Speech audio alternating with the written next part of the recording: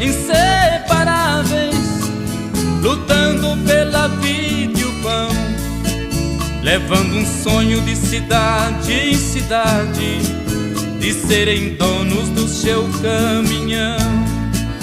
Com muita luta e sacrifício para pagar em dia a prestação, se realizava o sonho finalmente. O empregado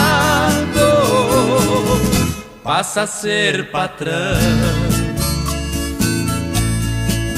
Suas viagens eram intermináveis, de cansaço, de poeira e chão.